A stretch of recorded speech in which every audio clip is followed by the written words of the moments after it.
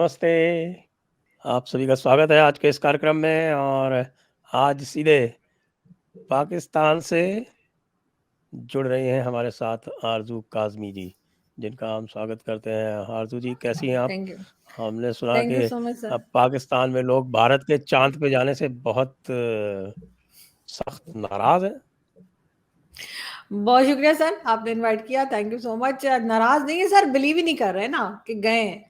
कह रहे हैं कि जी जो बच्चों की वीडियो गेम्स होती हैं उसमें से ग्राफिक्स निकाल के हाँ, आप हाँ। लोगों ने दिखा दिए। आप मामू बना रहे हैं आप लोग पूरी दुनिया को। तो इस किस्म की बात की है ज़ैद हामिद साहब ने। नहीं तो ये वो कह खाली रहे हैं उन्हें ज़ैद कोई हामिद साहब सबूत के नहीं मिला। वो कह रहे कोई सबूत नहीं है। उनको भी रॉकेट पे बांध के चाँद पे फेंक दिया जाए क्या? सर ऐसा ही लगता है, कुछ तो सबूत देना उनके पड़ेगा, वरना उनके वो कह रहे पिछवाड़े हैं में रॉकेट लगाया जाए और उनको लॉन्च कर दिया जाए। सर कुछ तो करना पड़ेगा। ये अब आप लोगों का प्रॉब्लम है, इसलिए कि उन्होंने तो पूरी दुनिया को शक में डाल दिया। वो कह रहे हैं कि ऐसा कोई सबूत उनके पास है नहीं। हाँ, नहीं आप तो लोगों ने दिया नहीं है उनको। इंडिया का फर्ज था कि वो उनको कोई सबूत देता, वो उनको दिया नहीं गया, तो इसलिए वो कह रहे हैं कि लगता नहीं कि गए ये लोग। हाँ, ये तो दिक्कत है क्योंकि अगर जब तक वो खुद चाँद पर नहीं गए हों तब तक तो उनको कैसे पता चलेगा कि चाँद कैसा दिखता है, चाँद पर कैसे चला जाता है, वगैरह-वगैरह। आपको याद है ना कि जब सबसे पहले नील आर्मस्ट्रांग और एडविन ऑल्ड्रिन जब गए थे ना, तो उस वक़्त भी जो पूरा जो मुल्ला बिरादरी है पूरी दुनिया की, उसने यही कहा था कि ये सब जो है ये अमेरिका ने ये झूठी फ़िल्में बना-बना के दिखाई है। लेकिन सर यहाँ पे सब लोग ये बात नहीं कर रहे हैं। ये मेजोरिटी जो है यहाँ पे ज्यादातर लोग यही बात कर रहे हैं कि अप्रिशिएट कर रहे हैं, इंडिया को मुबारकबाद दे रहे हैं। हमारे यहाँ के जो लोग हैं उनको कहा जा रहा है कि जी यहाँ पर भी कुछ होना चाहिए, और इन्होंने कुछ किया नहीं, क्योंकि जाहिर है कि जहाँ पे साइंटिस्ट को होना चाहिए वहां पे फौजी बैठे हुए हैं। ये भी लिस्ट एक निकाल दी गई है इस पार्कों में कौन कौन से फौजी बैठे हुए हैं। तो लोग ये बात कर रहे हैं, लेकिन जाहिर है जैद हामिद साहब जैसे लोग जो हैं वो जाहिर सी बात है कि वो हमेशा से नेगेटिव बात करते आए हैं, और शायद इसी वजह से वो मीडिया में इन भी रहते हैं। अभी आपने देखा जब से उन्होंने ये बात की है तो सारे तरफ से जो है वो हिंदुस्तान पाकिस्तान में उन्हीं का चर्चा हो रहा है। तो बस उनका जो टारगेट था वो अचीव हो गया। और उसके अलावा तो जाहिर है ना हमारे टीवी चैनल्स उन्हें पूछते बुलाते हैं ना कुछ, लेकिन अब इस बात के बाद और सामने आपने देखा जो शख्सियत बैठी थी, मुझे तो उन पे ज्यादा हैरत थी। ये मुझे भी साहब बहुत इंडिया हैरत में हाई हुई। कमिश्नर, मैं बहुत हैरान हुई हूँ। मैं मतलब मैंने कहा इनका ये स्टैंडर्ड हो गया है कि अब ये टीवी पे एंकरिंग करेंगे और उसके बाद ये कि इस किस्म की शोज करेंगे। तो मुझे बहुत हैरत भी हुई, अफसोस भी हुआ कि हमारी क्या हालत हो गई है। मगर ये कि 12 लोग बहुत बात कर रहे हैं और जैद हामिद साहब के साथ बल्कि मैंने उनसे कांटेक्ट करने की भी कोशिश की। मैंने कहा सर मेरे शो में आ जाइए, तो उन्होंने खैर मना कर दिया। जाहिर है उन्होंने पहले भी मना किया था, एक बार पहले भी मैं कोशिश कर चुकी हूँ। उस वक्त मैं चाह रही थी कि मुझे गौरव के साथ वो बैठ जाते आके, लेकिन उन्होंने मना कर दिया। फिर हम लोगों ने ट्विटर पे भी लिख के लगाया था कि शायद वो ट्विटर पे देख कर आ जाए, तो वहां पे भी हमने बड़ा उनको ललकारने की कोशिश की, लेकिन वो तब भी नहीं आए। तो अभी भी उन्होंने साफ इनकार कर दिया है, और उनका कहना ये है कि जी सॉरी, बहुत रिस्पेक्टफुली ही सेड नो। सो देखें कब आते हैं और क्या होता है। मतलब कहने का ये है कि वो ज़ैद हामिद को आपसे ऊपर मानते हैं। किसको? सर कौन? अब्दुल बासित साहब। नहीं, मैं अब्दुल बासित साहब की बात नहीं कर रही। मैंने तो ज़ैद हामिद साहब को इनवाइट किया था। अब्दुल बासित साहब को तो मैंने अच्छा। इनवाइट ही नहीं किया। तो अब्दुल बासित साहब को इनवाइट कर लीजिए ना। अब्दुल बासित साहब को नहीं मैंने इनवाइट किया था, मैंने इनवाइट किया था ज़ैद हामिद साहब को। वैसे ज़ैद और हामिद अगर आपके आपके चैनल पे आ जाएँगे तो वो तो किलर शो हो जाएगा, बड़ा ज़बरदस्त होगा। बहुत मेरे सर ख़्याल से जैसा साजिद रशीदी के साथ हुआ था, उससे भी तगड़ा हो जाएगा। सर मेरी कोशिश है पूरी कि मैं लाहौर वो रहते हैं, मैं लाहौर जाऊंगी, वहां जाके भी रिक्वेस्ट करूंगी। और अभी भी मैंने उनको इतना बटर लगाया है कि मैं सोची थी कि वो स्लिप ही ना हो जाए। मैंने लाइफ में कभी बटर नहीं लगाया, लेकिन इस बार मैंने पूरे पाकिस्तान का बटर जो था वो उठा के सारा का सारा जायद हामिद साहब को लगा दिया कि सर प्लीज प्लीज प्लीज। लेकिन खैर उन्होंने अभी भी इनकार ही किया है। और लग तो नहीं रहा कि वो आएंगे, लेकिन मेरी कोशिश है कि वो आ जाए तो अच्छा है। जरा आमने सामने बात या होगी सर, अच्छा है ना। वैसे भी एक वो उन्होंने देखा इंटरेस्टिंग होगा शो ना कि बनेगा। आपने वो साजिद रशीदी को कैसे-कैसे तकलीफ दे क्वेश्चंस पूछ लिए थे, इसलिए शायद डर रहे होंगे। वैसे इनका बैकग्राउंड क्या है श्रीमान जी का? कोई कहता है सर ये डिफेंस एनालिस्ट हैं, सर डिफेंस एनालिस्ट हैं, और इसी तरह की मैंने वीडियोस ही देखी हैं उनकी ज्यादातर, जिसमें वो अक्सर बात करते हैं। कभी कहते हैं कि गजवा हिंद होना चाहिए, और कभी हिंदुस्तान की कोई बात करते हैं, कभी पाकिस्तान को बढ़ा चढ़ा के बताते हैं कि हम हिंदुस्तानियों को मजा चखा देंगे, इसी किस्म की बात करते हैं। तो इसलिए मैंने उनको इतना ही देखा अभी तक। मैंने उनका एक वीडियो देखा था काफ़ी दिन पहले। वो कह रहे थे कि 5 साल में पाकिस्तान चांद पर होगा और पूरी दुनिया जो है वो पाकिस्तान से सलाह ले रही होगी और पाकिस्तान के कहने पर पूरी दुनिया चलेगी। और मेरे ख्याल से ये शायद 5 साल पहले का ही है। तो 5 साल में पाकिस्तान चांद पर पहुंचा। ऐसा तो नहीं कि उन्होंने भारत का नाम कहीं पाकिस्तान रख दिया हो। नहीं सर, मैंने भी उनकी वो वीडियो देखी है, बल्कि मैंने अपने एक शो में इस्तेमाल भी की थी। और उसमें बिल्कुल इसी किस्म की वो बात कर रहे थे। लेकिन उनकी आदत है सर, अगर मतलब मेरे ख्याल से तो ये एक तरह का मीडिया में जिंदा रहने को या मीडिया में अटेंशन लेने की एक टैक्टिक है उनकी। और जिसकी वजह से वो इस किस्म की बातें करते हैं, और इस किस्म की हमने उनकी हमेशा से स्टेटमेंट सुनी, और ये भी टीवी चैनल पे बैठे थे। और मजे की बात ये कि हमारे टीवी चैनल बुला बुला के इस किस्म की बातें उनसे करवाते हैं और पूछते हैं, और उनको मालूम भी होता है वो आगे से क्या कहेंगे। तो आप खुद समझ सकते हैं कि ये भी एक सर मसाला है, और इससे ज्यादा कुछ नहीं। क्योंकि जाहिर है जो बातें वो करते हैं, मेरा नहीं ख्याल कि एक होशो हवास में कोई अगर सोचे तो वो इमेजिन भी कर सकता है कि जो बातें वो कर रहे हैं कि गजवाए हिंद हम करेंगे, हम वहाँ पे जो है वो लाल किले पे झंडा लहरा देंगे कभी 5 साल के बाद। पाकिस्तान की जो बात आपने भी कही, वो जो उन्होंने बताया, तो वो सब सुन के यकीनन थोड़े बहुत भी जिन लोगों ने सुना है तो वो हंसी रहे हैं यहाँ पर। ऐसा नहीं कि कोई बहुत इंप्रेस हो रहा है उनसे या उनकी बड़ी कोई फैन फॉलोइंग है। लोग उनकी बातें सुनकर सिर्फ मजे लेते हैं, हंसते हैं कि क्या बात की है।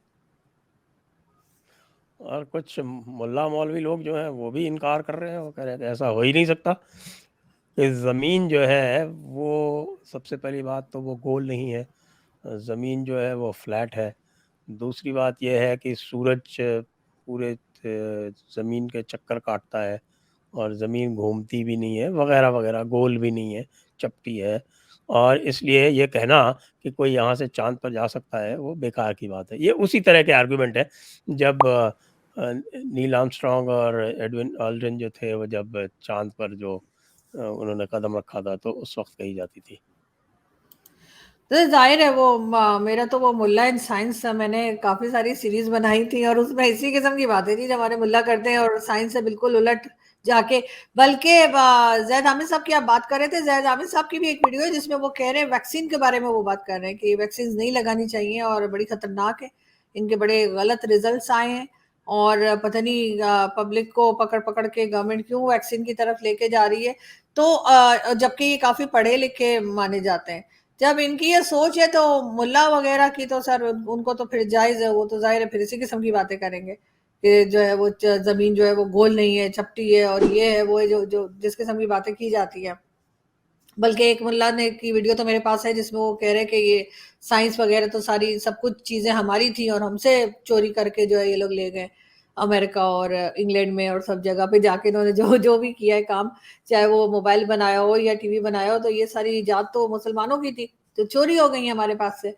तो इस किस्म की बातें तो सर यहाँ पे चलती ही रहती हैं। अच्छा, वो चोरी हो गई, वो पूरी की पूरी चोरी हो गई, ओरिजिनल भी नहीं बचा यहाँ पे। बिल्कुल ऐसा ही है, कई 100 साल पहले की कहानियां बता रहे थे वो मुल्ला। और वो मैं तो बड़े ढूंढ ढूंढ के, मुझे तो बहुत से लोग अब शिकायत करते हैं कि जी आपने जो है वो मुल्ला इन साइंस नहीं बनाया दोबारा। तो मैं उन्हें यही कहती हूँ कि भाई मुझे कोई वीडियो मिल जाएगी तो मैं बनाऊंगी, और मुझे जैसे ही कोई वीडियो मिलती है मुल्लाओं की तो मैं फौरन ही मुल्ला इन साइंस जो वो कोशिश होती है मेरी कि मैं जल्दी से रिकॉर्ड करके लगा दूं। क्योंकि लोगों को जरा समझने में आसानी होती है कि आखिर हमारा जो हाल है वो क्यों है, इसी जहालत की वजह से, इसी बेवकूफ़ी की बातों की वजह से जो ये किया करते हैं यहाँ पर लोग। हाँ जी, हाँ, मुझे बताया गया है ना कि आपके जो अकेले नोबेल प्राइज़ विनर हैं, हम्म। डॉक्टर अब्दुल सलाम, तो वो पूरी दुनिया तो उनको मानती है, लेकिन पाकिस्तान में कहते हैं कि ये तो काफ़िर है, अहमदिया है, तो इसको तो कैसे माना जा सकता है? बहुत अफसोस की बात है सर, वेरी अनफॉर्चुनेट, लेकिन ऐसा है और बिल्कुल यही किया जाता है। उनको माना नहीं जाता, उनकी रिस्पेक्ट नहीं की जाती। और जब वो जिंदा थे मैंने तो सुना है तब भी उनको बेचारों को काफी परेशान किया गया। तो वो भी कहते होंगे मैं कहाँ पर आ गया। लेकिन आप तो मुझसे ज़्यादा जानते होंगे कि लोग कहते हैं कि जब पाकिस्तान बनाने की बात की जा रही थी, तो अहमदियाज़ जो थे, उन्होंने सबसे ज़्यादा मदद की थी और हाँ, या सबसे ज़्यादा साथ ज़फ़रुल्लाह दिया खां था। तो फॉरेन मिनिस्टर थे। सबसे ज़्यादा साथ दिया था, बिल्कुल ऐसा ही है। लेकिन यहाँ पर ये भी है ना कि ये मैंने देखा है हमारे बाकी तो जगहों का मालूम नहीं, लेकिन जो हमारे टीवी चैनल्स हैं ना, जब हमारे टीवी चैनल्स कोई नया टीवी चैनल लॉन्च होता है, तो उसमें बहुत से लोग होते हैं जो जिन्होंने मदद की होती है या जिन्होंने साथ दिया होता है उस टीवी चैनल को खड़ा करने में, उसको बनाने में। जब वो एस्टेब्लिश हो जाता है, तो सबसे पहले उन्हीं लोगों को निकाल दिया जाता है, जो शुरू में आए थे।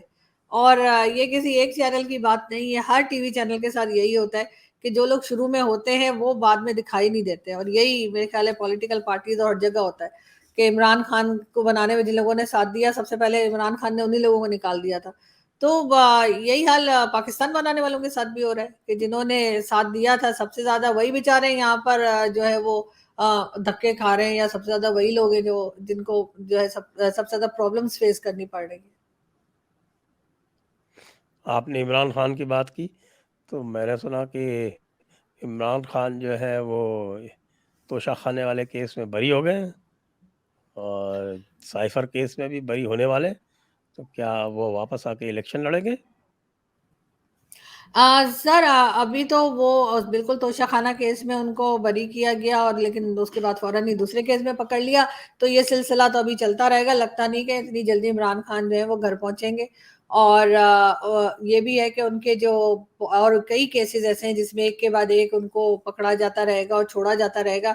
ये भी कहा जा रहा है कि बुशरा बीबी जो है उन्होंने कोई गल्फ कंट्रीज के कोई लोग हैं उनसे मुलाकातें की हैं और उनको इस बात पे राजी किया है कि इमरान खान मुल्क से बाहर जाने को तैयार है। ये भी सुना जा रहा है। साथ साथ उनके जो लॉयर है इमरान खान के, उनका कहना है कि इमरान खान तो 1000 साल जेल में रहने को तैयार है।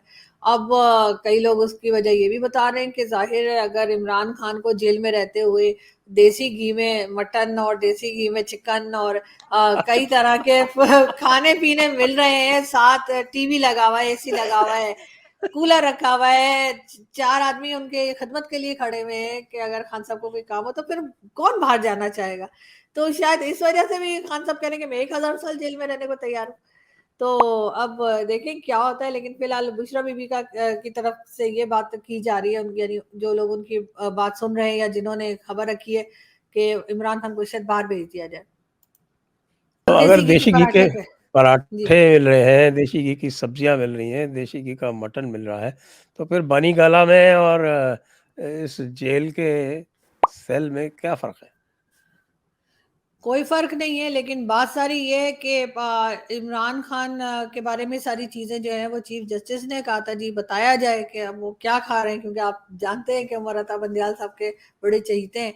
और लोगों ने ये भी एतराज़ किया है कि अगर इमरान खान को इतने खाने-पीने और सारी चीज़ें मिल सकती हैं, तो फिर आम कैदियों को भी मिलनी चाहिए।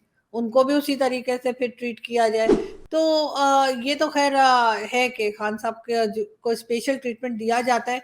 मगर ये भी है कि जब इमरान हो सकता है कि जो गवर्नमेंट थी पीएमएलएन की, वो भी ये चाहती हो कि इमरान खान को आराम से रखा जाए और उनके लिए हर चीज़ प्रोवाइड की जाए, क्योंकि वो कुछ फ़र्क दिखाना चाहते हैं। जब इमरान खान थे प्राइम मिनिस्टर और पीएमएलएन के लोग जेल के अंदर थे, तो इमरान खान ने आप जानते हैं तरह-तरह की बातें की थी। कभी कहते थे एसी निकलवा दूँगा, कभी कहते थे टीवी हटवा दूँगा। तो वो चीज़ें शायद अब पीएमएलएन की गवर्नमेंट चाहती हो दिखाना कि जी हम बदले की सियासत नहीं कर रहे। मगर ये ज़रूर है कि कई लोग अब पीपल्स पार्टी के और जो पीएमएलएन के हैं वो ये ज़रूर कह रहे हैं कि इमरान खान को दोबारा आने नहीं देंगे। तो इमरान खान नेशनल असेंबली का इलेक्शन दोबारा लड़ना चाहते हैं क्या? वाक़ई चाहते हैं और उनको एस्टेब्लिशमेंट लड़ने देगा? आर्मी लड़ने देगी? नहीं, मुझे नहीं लगता कि इमरान खान दोबारा इलेक्शन जो है वो लड़ सकेंगे और एस्टेब्लिशमेंट उनको अभी आने देगी। अगर उन्होंने एस्टेब्लिशमेंट ने आने देना होता तो वो अभी उनको निकालती ही क्यों? इमरान खान को इसीलिए निकाला गया है कि वो अभी फ़िलहाल उनको नहीं लाना चाहते, और जो नुकसान हुआ है इमरान खान को लाकर पाकिस्तान का, चाहे वो इकॉनमी हो या फ़ॉरेन पॉलिसी हो, तो इतना नुकसान तो पहले कभी नहीं हुआ। तो मुझे नहीं लगता कि ये लोग दोबारा जो है वो इमरान खान को इतनी जल्दी लाएँगे। इस वक़्त तो या तो पीएमएलएन आएगी या फिर पीपल्स पार्टी। अब जो ज़्यादा अच्छे जूते साफ कर लेगा वो आ जाएगा। अब देखें किसकी बारी आती है, लग तो यही रहा है कि पीएमएलएन की बारी है। और उससे पहले लग रहा था कि शायद बिलावल भुट्टो ज्यादा स्ट्रांग जा रहे थे, लेकिन अभी पीएमएलएन जो है उसके बारे में कहा जा रहा है कि वो ज्यादा नजदीक लग रही है एस्टेब्लिशमेंट के, और सॉरी, और पीपल्स पार्टी को थोड़ा सा साइडलाइन किया है। लेकिन अब इमरान खान को जो है, जो लोग इस वक्त ब्लेम करते हैं इकोनॉमी के लिए, तो जब इमरान खान जब गए थे तब तो पाकिस्तान का रुपया 200 के आसपास था, अब वो 300 को क्रॉस कर चुका है। तो इमरान खान बुरे थे या उसके बाद जो हैं वो बुरे? नहीं सर, वो जो आईएमएफ से डील की गई थी ना, वो इमरान खान के टाइम में की गई थी। वैसे तो खैर हर एक जो भी आता है वो आईएमएफ से डील जरूर करता है, लेकिन इमरान खान के टाइम में आईएमएफ की डील जो थी वो की गई थी, और जो शर्तें थी वो मानी गई थी। और बातें के बाद में गवर्नमेंट के हट जाने से या गिर जाने से या चले जाने से वो सब कुछ डिले होता चला गया। और बाद में जो इकोनॉमी की हालत थी उसको देखते हुए इनको लगा कि कोई और रास्ता नहीं है और आईएमएफ के पास जाना ही होगा। इन्होंने आईएमएफ की जो शर्तें इमरान खान करके गए थे और जो बाद में उन्होंने की, उस सब पे इन्होंने जो है ओके कर दिया, ग्रीन सिग्नल दे दिया। इस वजह से जो है वो ये हालत है। आज डॉलर जो है वो 318 रुपए का हो चुका है, और कल तक हो सकता है और बढ़ जाए। लेकिन इस वक्त इमरान खान के जो 3.5 साल की गवर्नमेंट थी उसमें ऐसा कोई काम नहीं किया गया जिससे जरा सा भी ये लगे कि इकोनॉमी को संभाला जा रहा है, या जितनी मतलब खराब हो चुकी है उससे आगे नहीं होगी। इस वजह से भी इमरान खान को हटाया गया था कि उनके पास टीम नहीं थी। मतलब फौज जो थी, वैसे तो सारा कुछ फौज ही चलाती है, मुझे नहीं पता कि इमरान खान को बार बार लोग ब्लेम क्यों करते हैं। लेकिन बहरहाल सामने तो इमरान खान ही थे और इसी वजह से उन्हें हटाया गया। मगर अब इस वक्त जो हालत है वो तो और खराब से खराब होती ही चली जा रही है, और किसी के भी काबू में नहीं आ रही। और सबका यही कहना है कि इमरान खान के टाइम पे जो गलत पॉलिसीज बनाई गई, रखी गई या एक्सेप्ट की गई, उसकी वजह से ये हालत है। वो तो दिख ही रहा है, क्योंकि किसी भी तरह से कोई चीज़ काबू नहीं आ रही, ना इकोनॉमी काबू आ रही है। आप देखिए कि अभी मैं देख रहा हूँ कि पूरे पाकिस्तान में इस वक्त एजिटेशंस हो रहे हैं कि बिजली के दाम बढ़ा दिए गए, और उसके ऊपर जले पे नमक छिड़कने के लिए मोदी जी ने हमारे यहाँ जो है वह गैस के दाम कम कर दिए, ये दिखाने के लिए कि साहब देखिए हमारे यहाँ तो कम हो रहे हैं, आपके यहाँ बढ़ रहे हैं। तो बिजली के दाम बढ़ रहे हैं और लॉ एंड ऑर्डर काबू नहीं है, मुल्ला brigade total out of control है। अभी आपके यहाँ जो जरावाला में जो हुआ माइनॉरिटीज़ के साथ में, वो तो वाकई कुछ इस तरह की बात थी कि जो सोची भी नहीं जा सकती। और सर अभी भी यही कहा जा रहा है, हमेशा की तरह जड़ावाला के लिए कह रहे हैं कि जी ये तो इंडिया ने करवाया है। हमेशा की तरह जैसे एक तरीका है हमारे यहाँ कि हम हर बात को उठा के बोल देते हैं जी इंडिया करवा रहा है। तो इस वक्त भी यही कह दिया गया है कि जी इंडिया करवा रहा है। कई लोग कह रहे हैं कि इंडिया इंडिया कर रहा है। इंडिया का मुल्ला मौलाना को क्या कंट्रोल है? अब वो मालूम नहीं, लेकिन इन्होंने बहरहाल इंडिया का नाम लगाना शुरू कर दिया थोड़ा थोड़ा करके। इधर उधर से कोने कोने से उठ के इनके जो पॉलिटिशियंस हैं अब वो ये बोलना शुरू हो गए। लेकिन ये जरूर है कि इंडिया के साथ कोई कंपैरिजन बनता नहीं है। अगर इंडिया में सुई गैस या गैस के दाम कम हो गए तो आपकी इकोनॉमी भी तो एक स्ट्रांग पोजीशन पर है ना। आप लोग जो है नंबर 5 पर या 4 पर है, if I am not wrong. तो उसका मुकाबला एक ऐसी कंट्री के साथ जिसकी इकोनॉमी ही नहीं है, कोई नंबर तो बाद में आएगा, इकोनॉमी ही नहीं है, तो उसके ऊपर तो नहीं, आप उससे तो नहीं कंपेयर कर सकते। तो जाहिर है यहाँ पे तो कुछ है ही नहीं। तो यहाँ पे लोगों का ये हाल है कि लोग बिजली के बिल जला रहे हैं। मीटर रीडिंग वाले जो हैं वो लोगों के घरों में जाते हुए डर रहे हैं। उन्होंने कहा जी सिक्योरिटी दीजिए हमें, इसलिए कि अगर हम मीटर रीडिंग के लिए गए तो लोग तो हमें बहुत मारेंगे। उसके बाद जो इलेक्ट्रिसिटी के ऑफिस हैं उन्होंने सिक्योरिटी मांग ली है गवर्नमेंट से कि आप हमें दीजिए, ऐसा ना हो कि लोग आके ऑफिस को आग लगा दें। साथ साथ अब ये भी बात हुई है कि जो इलेक्ट्रिसिटी के ऑफिस के अंदर जो लोग काम करते हैं, यानी जो एम्प्लॉयज हैं, उनको फ्री बिजली जो मिलती थी वो बंद कर दी गई। लेकिन बात सारी ये कि सर जब तक ये जो रिटायर्ड हों, चाहे हाजिर सर्विस फौजी हों, एजेंसी वाले हों, पॉलिटिशियंस हो, ब्यूरोक्रेट्स, इनकी फ्री की बिजली और ऑयल और या पेट्रोल बंद नहीं करेंगे जब तक कुछ ठीक होने वाला नहीं है। आम पब्लिक को दिखाने के लिए इन्होंने कह दिया कि जी ये बिल जो है इसको आप इंस्टॉलमेंट में दे सकते हैं। बिल को इंस्टॉलमेंट में देना हो या एक साथ देना हो, देना तो है। अगला बिल आएगा, अभी आपको पता है 65 रुपीज पर यूनिट है। नेक्स्ट जो आएगा वो बताया जा रहा है 90 रुपीज पर यूनिट होगा। तो कैसे लोग 90 अफोर्ड कर रहे? 90 90 अभी 65 है, अभी 90 रुपीज पर यूनिट पे ही जा रहे हैं नेक्स्ट मंथ से। ये बताया है मुश्ताक अहमद जो के सेनेटर हैं उन्होंने। तो किस तरह से लोग सरवाइव करेंगे? अभी मेरे घर के पास तो नहीं, खैर इस्लामाबाद में मैं हूँ, तो पिंडी जो साथ ही सिटी है रावलपिंडी, वहां पे एक जगह है खन्ना पुल के नाम से, वहां पे एक आदमी ने खुदकुशी की है, एक सुसाइड उधर उधर हुई है बिल की वजह से। फैसलाबाद जिसे लालपुर कहते थे, वहां पर आज एक आदमी ने जो है बेचारे ने वो अपनी जान दे दी। उसने उसका घर जो है उसके 40,000 का बिल उसको आया था, मजदूर था कोई डेली वेजेस वाला, उसने अपनी जान दे दी। तो लेकिन जो हमारी वो है गवर्नमेंट है या जो पॉलिटिशियन है उन्हें तो कोई फर्क नहीं पड़ रहा। आपने एक वीडियो हो सकता है देखी हो, जिस पार्टी से हमारे इस वक्त के प्राइम मिनिस्टर आए हैं, बाप पार्टी के, लॉन में बैठे हुए चिल्लर लगा के, और कोई टेंशन नहीं है, एक दो नहीं चार पांच लगे हुए और लॉन में बैठे हुए और बातें हो रही हैं लोगों की। तो एक तरफ तो हम इतना पैसा देखते हैं, इतना बेदर्दी से इस्तेमाल करते देखते हैं, दूसरी तरफ आम पब्लिक है जो बेचारी मर रही है, जाने दे रही है, लेकिन इन्हें कोई फर्क नहीं पड़ रहा। इतने सर 25-26 करोड़ के आबादी में अगर कुछ लोग मर भी जाते हैं तो इन लोगों को क्या फर्क पड़ता है? ये अपना खाएंगे पिएंगे और भाग जाएंगे, फिर जाएंगे आईएमएफ के अगले प्रोग्राम के लिए। अभी से तैयारी है, कह रहे हैं नेक्स्ट प्रोग्राम में भी जाना है आईएमएफ के। आईएमएफ वाले भी कहते होंगे पता नहीं किस मट्टी के बने हुए ये लोग, इनको क्या असर ही नहीं होता है।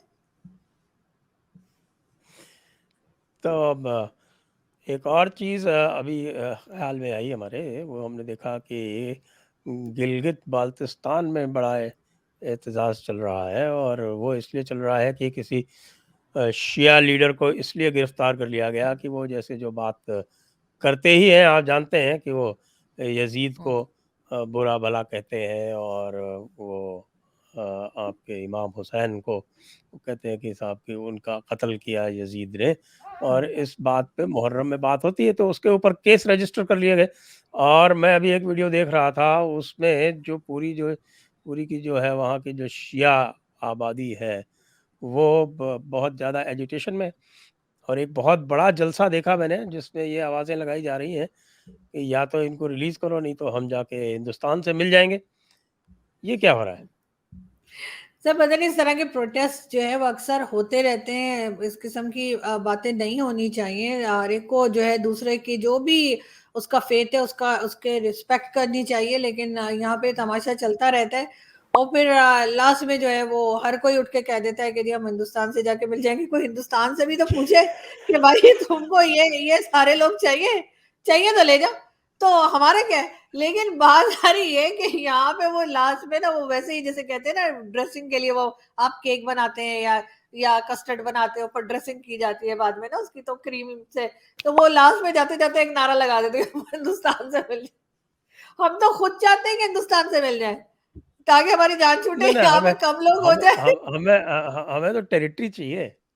सर टेरिटरी भी ले लोगों लीजिए, पब्लिक भी ले लोगों लीजिए को सर। उसके बाद बात सारी ये कि ये इस तरह के प्रोटेस्ट होते रहते हैं। इसको इसको जो है ना वो मतलब ठीक है, इसको मैं कहती हूँ नहीं नहीं होनी चाहिए प्रॉब्लम्स। जिन लोगों को प्रॉब्लम है वो प्रोटेस्ट कर रहे हैं, गवर्नमेंट को उनका मसला हल करना चाहिए। और इस तरह से एक दूसरे के ऊपर ये जो अजीब अजीब किस्म की बातें करते हैं रिलीजियस किस्म की, तो वो भी नहीं करनी चाहिए।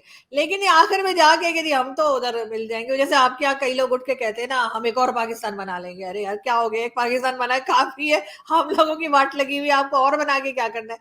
तो वो जो है इस किस्म के लोग से दोनों तरफ होते हैं, और मेरा ख्याल है कि इनसे थोड़ा सा एंटरटेनमेंट भी रहती है, थोड़ा अच्छा है जरा हमें कोई खबर मिल लेकिन मैं जाती है। आपको एक और बधाई देना चाहूँगा कि मैंने सुना है कि आपका जो मकान है, वो तालिबान के जो कमांडर हैं मोबीन साहब, उन्होंने छोड़ दिया है। उन्होंने कहा इस्लामाबाद तो हमने छोड़ दिया है, और बाकी जो है वो 2/3 पाकिस्तान उन्होंने अपने, बल्कि 3/4 पाकिस्तान उन्होंने अपने पास ले लिया है। तो आप अफ़गानिस्तान में जाना चाहेंगी क्या? कभी भी नहीं सर, अफगानिस्तान कौन जाना चाहेगा, ऐसा कभी भी नहीं है। लेकिन वो खैर मैप सर वो देखा नहीं कब्जा आपने भी जो नहीं, उन्होंने जारी किया है? सर कोई बात नहीं, मैप तो सर बनता रहता है। हमने भी तो मैप बनाया था एक, जिसमें हमने पता नहीं आपकी साइड पे कश्मीर है उसको अपना दिखा दिया था, फिर एक मैप आप लोगों ने बना दिया था, उसमें आप लोगों ने यहाँ पे जो आजाद कश्मीर है वो आपने अपने उसमें दिखा दिया था भारत में, तो यहाँ से भी डिबेट्स हो रही थी, वहां से भी डिबेट्स हो रही थी। सर इस किस्म की टेंशन हम नहीं लेते, वो मैप वैप बनाते रहे, मैप बनाने से थोड़ी कुछ होता है। बात सारी ये है कि उधर जो केपी के बॉर्डर है या अफगान बॉर्डर है, वहां पे मुसलसल दूसरी साइड से भी अटैक हो रहे हैं, और यहाँ से भी एजेंसीज और जो फौज है वो वहां पर लड़ रही है। तो मगर इस सब चीजों से मसला तो हल होगा नहीं। इनको करना तो यही है कि इनको जो टीटीपी इन्होंने खुद बनाई थी, खुद क्रिएट की थी, इन्हें उस टीटीपी को खत्म करना होगा। और उसका एक ही तरीका है, जो अक्सर मेजर गौरव आर्या भी कहते हैं कि इनको मारो, बस इनको मारो रखे, इनसे बातचीत नहीं। हम, मुझे समझ नहीं आती, भारत से या दूसरी किसी कंट्री से हम बात नहीं करते और टीटीपी वालों से हम कहते नहीं हमने डायलॉग करना है। तो इनसे ये डायलॉग से आगे की बात हो चुके हैं, और ये सिर्फ ऐसा नहीं है कि अगर ये पाकिस्तान में घुस के लोगों को मारेंगे या नुकसान पहुंचाएंगे तो जो जिन कंट्रीज के बॉर्डर लगे हुए हैं वो बच जाएंगे, नुकसान उनका भी होगा। तो मेरा ख्याल है कि इस चीज को बहुत सीरियसली लेना चाहिए पाकिस्तान को भी, कि इन लोगों को रोके, टीटीपी वालों को, और भारत और दूसरी कंट्रीज भी थोड़ा होशियार हैं, इसलिए कि इन लोगों की जो आदत है वही वाली बात है ना सर। अगर इनको आदत पड़ गई कि बार बार हमारे ऊपर अटैक कर रहे हैं, कल को ये आगे भी बढ़ सकते हैं। तो इसके ऊपर मुझे नहीं लगता कि चाहे कोई भी दूसरी कंट्री हो जिसका बॉर्डर पाकिस्तान से लगता है, उन्हें किसी वक्त भी खुश होना चाहिए कि पाकिस्तान का नुकसान हो रहा है, क्योंकि ये आगे बढ़ सकती है, ये चीज उनको भी नुकसान पहुंचा सकती है। तो पाकिस्तान को भी स्ट्रिक्टली इस चीज को जो है वो कंट्रोल करना चाहिए, और ये कर सकते हैं। अगर ये करना चाहें कर सकते हैं, अगर ये ना करना चाहे और ये सोचें कि लोगों की अटेंशन डाइवर्ट होगी और लोग कहेंगे जी बिजली गैस या आटा या खाने को नहीं है, उसके बजाय लोग इधर देखने लग जाएंगे कि यार तुम्हें जो है वो आटा और खाना खाने की पड़ी हुई है, जबकि दूसरी तरफ टीटीपी वाले इस तरह से अटैक कर रहे हैं। तो अब वो टाइम चला गया, अब पब्लिक जो है ना वो इन बातों में नहीं आती, अब पब्लिक की अटेंशन डाइवर्ट नहीं होती। नहीं तो मैं तो ये जानना चाह रहा हूँ कि आपका जो घर है वो मरगला हिल्स में है या उसके आसपास है? सर आसपास है, मेरे घर से नजर आता है, तो हम्म मेरे घर से नहीं, मार्गला हिल नजर आता है। मैं तो थोड़ा आपके लिए फिक्रमंद हूँ, क्योंकि वो मरगला हिल्स पे भी वो क्लेम कर रहे हैं। सर मेरे घर से 25 मिनट्स की ड्राइव पे है मार्गला हिल्स। सर क्लेम करते रहे, सर अच्छा, तो क्लेम आप करने का क्या है। तो अभी अभी आप सेफ हैं? मैं अभी सेफ हूँ सर। अच्छा, तो ठीक है। मुझे सिर्फ मेरे लोगों तो से मैं खतरा है, मुझे बाहर के किसी लोगों से खतरा नहीं है। मुझे अगर किसी ने मारा तो वो मेरे ही लोग होंगे। मुझे बाहर वालों को मुझे कोई कुछ लेना देना नहीं है। मुझे मेरे अपने ही लोग कहीं पे देखकर और मार दे तो वो अलग बात है, उसका मैं कुछ नहीं कर सकती। लेकिन ये कि इस तरह की कोई वो नहीं कि वो मर गए इस तक आएंगे, नहीं आ पाएंगे, मुझे नहीं लगता। एक बात और बताया मुझको, आखिर में चलते चलते, कि भारत में इस समय सुप्रीम कोर्ट जो है वो 370 को जो इनफेक्टिव बनाया गया है यहाँ पर। हम्म। लोग कहते हैं 370 हटा दिया गया, वो 370 हम्म। एक्चुअली हटाया नहीं गया, वो इनफेक्टिव हो गया है। 370 एज एन आर्टिकल वो अभी भी कॉन्स्टिट्यूशन में मौजूद है। तो उसके ऊपर जो है वो बड़ा इंटरेस्ट आ रहा है कुछ लोगों को। आज मैंने डॉन में एक आर्टिकल देखा, और डॉन को मैं एक अच्छा न्यूज़पेपर मानता रहा हूँ। पहले मैं उसके हम्म। ख़ास तौर से उसकी जो लेवल ऑफ इंग्लिश और इस तरह का था, एक वो हुआ करते हम्म। थे पारसी जेंटलमैन, उनके तो मैं सारे हम्म। कॉलम्स पढ़ा करता था। अब तो शायद रहे नहीं, क्या नाम था उनका, भूल रहा हूँ जी, मैं। आदर्श कावस जी, आदर्श कावस जी। हाँ, अभिषेक कावस जी का। तो बड़ा अच्छा न्यूज़पेपर, स्टैंडर्ड का न्यूज़पेपर हुआ करता था। तो आज वो देखा मैंने, वो लिख रहा है कि साहब कि सुप्रीम कोर्ट में हमारे यहाँ ये कहा गया है कि सुप्रीम कोर्ट इज़ आस्किंग कि रेस्टोरेशन ऑफ स्पेशल स्टेटस कब होगा। अब उनको फुल स्टेट स्टेटस और स्पेशल स्टेटस का फ़र्क नहीं पता। अब तो मुझे तो लगा कि हाँ, पता नहीं क्या 370 से जितना भारत के लोग जो हैं उनको सरोकार नहीं है, उससे ज़्यादा पाकिस्तान के जो एलीट्स हैं, यानी डॉन जैसा न्यूज़पेपर है, उसको है। और वो स्पेशल स्टेटस और फुल स्टेट स्टेटस में फ़र्क नहीं जानता। लेकिन खैर सर, आप लोगों को क्योंकि आदत है, डॉन आप लोग देखते हैं, वरना अच्छा पेपर है, मैं ये नहीं कह रही, लेकिन फिर भी खैर डॉन का भी अब वो स्टैंडर्ड नहीं रहा जो पहले हुआ करता था। और जिनका आपने लिया, आदिल शेखावत जी बिल्कुल एक तरह से मेरे टीचर रहे रहे हैं, और मैं हमेशा से उनसे बहुत सीखती रही हूँ, लेकिन बड़ी बड़ी फैन मैं उनकी रही हूँ। लेकिन ये है कि अब डॉन का भी वो स्टैंडर्ड नहीं रहा, अपनी कहाँ कहाँ की वो जो हमारे यहाँ बोलते हैं ना, चड्डू खाने की खबरें लगाते हैं। तो इसलिए जो है वो आप उनको सीरियसली मत लें। और वाकई में अच्छा। उनको ये दोनों डिफरेंसेस भी पता नहीं होंगे, जो जैसे आप बात कर रहे हैं, तो बिल्कुल उनको ये सब कुछ नहीं पता होगा। तो ऐसा हो जाता है। तो इस वजह से कि ज़ाहिर है कि अगर बातचीत नहीं होगी, मेरा ख़्याल है कि अगर हिंदुस्तान, पाकिस्तान को आपस में किसी किस्म की न्यूज़ लगाने में, मीडिया की बात कर रही हूँ, तो दूसरी साइड के मीडिया से बात करने के बाद, स्टोरी लेने के बाद ही उस बात को जो है वो अपने चैनल पे या अपने न्यूज़पेपर में लिखना चाहिए या बताना चाहिए। जो कि मैंने देखा है कि हिंदुस्तान के जो जर्नलिस्ट हैं काफ़ी प्रोफ़ेशनल हैं, और वो बात करते हैं, चाहे मुझसे करें, चाहे किसी और जर्नलिस्ट से बात करें। वो जो सिचुएशन चल रही होती है उसके बारे में बात करते हैं, अपनी तरफ से यहाँ-वहाँ से देख के कुछ लिख या बोल नहीं देते। लेकिन पाकिस्तान में शायद आपको ये रुझान कम मिलेगा कि हम समझते हैं कि जैसे हमारे कहे कि जी हम सब जानते हैं, हमें क्या ज़रूरत पड़ी किसी से पूछने की। तो अगर इसके बजाय किसी से बात कर लें, और 370 हो या कुछ भी, उसके बारे में थोड़ी नॉलेज ले लें कि ये क्या है और इसमें क्या हो रहा है, तो शायद इनको जो है अपनी न्यूज़ लगाने में आसानी भी होगी, और वो न्यूज़ इनकी जो है वो ठीक भी होगी। तो आपका बहुत-बहुत धन्यवाद आरज़ू जी, हमारे साथ जुड़ने के लिए। और थैंक यू आपका सर। इस्लामाबाद अफ़गानियों से बचा रहे, बस यही हमारी बेस्ट विशेज़ हैं आपके साथ। होनी भी चाहिए सर, प्लीज़। अब सर शुभ-शुभ बोले, क्यों डरा रहे हैं? तो मैं अभी बल्कि अभी बल्कि एक वीडियो बनाई थी, आप क्या हैं बड़े अच्छे दोस्त हमारे, कर्नल दानवीर सिंह ने। तो उन्होंने भी ये कहा कि वो सारा वो अफ़गानिस्तान ले लेगा और अफ़गान तरीका जो है वो आ जाएगा और सब। तो मैंने उसको एक व्हाट्सएप ग्रुप में लगा दिया। अब वहाँ पे हमारे लोग भी ऐसे ना और मज़े लेते हैं, वो आपस में बातें कर रही हैं, जो फीमेल जर्नलिस्ट थी। अरे शटलकॉक बुर्का मँगा लें क्या? तो लोगों ने कहा नहीं नहीं, मंगाने की जरूरत नहीं, फ्री में मिलेगा। तो इसलिए टेंशन मत लो। तो कुछ तो हम लोग वैसे ही डरे हुए, बाकी जो रही सही कसर होती नहीं, है मैंने वहां तो पे के सुना है लोग। क्या अब वहाँ पे ये भी हो गया है कि फीमेल्स जो है वो कार में पैसेंजर सीट में नहीं बैठ सकती।